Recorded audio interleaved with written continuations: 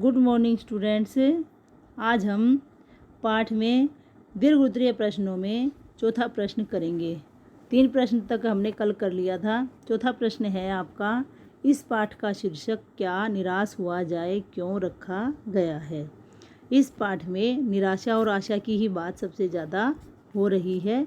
तो यहाँ पर लेखक कह रहा है कि पाठ का शीर्षक होता है, पाठ का नाम क्या निराश हुआ जाए क्यों रखा गया है, क्योंकि आज़ादी के 50 वर्षों के बाद भी हमारे देश में ईमानदारी और सच्चाई की बजाय बेईमानी और भ्रष्टाचार अधिक फैला हुआ है।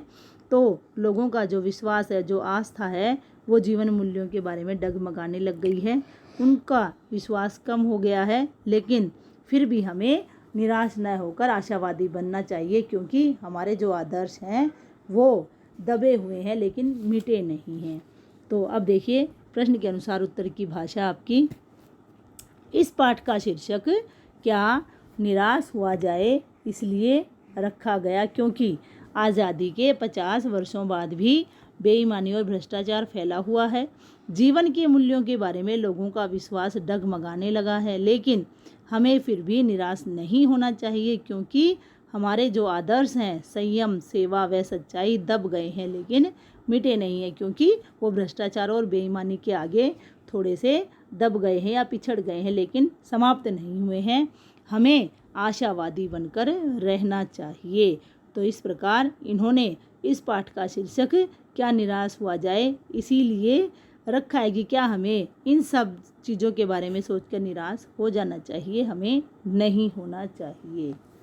अगला प्रश्न देखिए, लेखक ने आज देश में व्याप्त निराशा का क्या कारण बताया है। लेखक ने देश में व्याप्त जो निराशा है उसका मुख्य कारण किस चीज़ को बताया है, यही इस प्रश्न का उत्तर बनेगा। तो प्रश्न के अनुसार हमारा उत्तर बनेगा, लेखक ने आज देश में व्याप्त निराशा का मुख्य कारण यह बताया है कि ईमानदार और मेहनती लोगों का शोषण हो रहा है, क्योंकि अमीर वर्ग गरीब लोगों का शोषण करता है, जितना काम किया है उतने पैसे नहीं देता है। कपटी व झूठे लोग तरक्की कर रहे हैं। ईमानदार व सच्चे लोगों को भीरू का मतलब डरपोक, बेबस व मूर्ख समझा जा रहा है, इसलिए चारों तरफ निराशा छाई हुई है। उन लोगों का जो है आज के ज़माने में या आधुनिक युग में कोई भी वैल्यू नहीं है, उनको लोग ऐसे ही बेवकूफ़ समझते हैं, इसलिए चारों तरफ निराशा छाई हुई है। अगला प्रश्न देखिए, छठा प्रश्न है, आज हमारी मनोवृत्ति में निराशा क्यों आती जा रही है। मनोवृत्ति का मतलब होता है मन के अंदर, मन जो है हमारा, उसके अंदर निराशा क्यों आती जा रही है।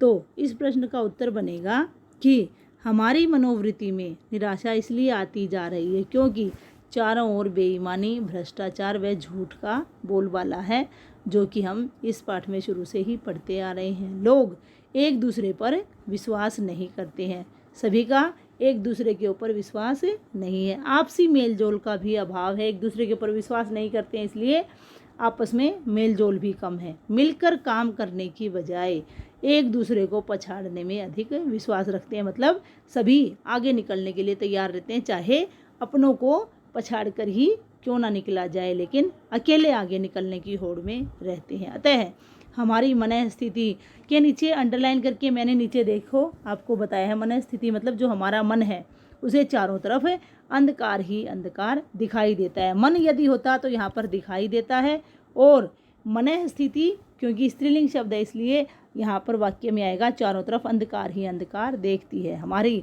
जो आंतरिक मन की स्थिति है वो चारों तरफ अंधकार देखती है, उसे कहीं भी प्रकाश नज़र नहीं आता है, तो इस कारण उसे चारों तरफ निराशा ही नज़र आती है। तो मन है आपकी, मन स्थिति का जो अर्थ है ना वो मन से लगाया गया है, क्योंकि हमारे मन में निराशा छाई हुई है। उसका कारण यही है कि हम आपसी मेलजोल को छोड़कर स्वयं को अकेले आगे निकालने की होड़ में लगे हुए हैं, इसलिए हमारा जो मन है उसे चारों तरफ अंधेरा ही नज़र आता है। तो इस प्रकार आपके ये दीर्घ उत्तरीय प्रश्न आज पूरे हो जाते हैं। आपको लिखित कार्य में इन्हीं प्रश्नों को लिखना है। कल हम इससे आगे पढ़ेंगे। आपका दिन शुभ हो। धन्यवाद।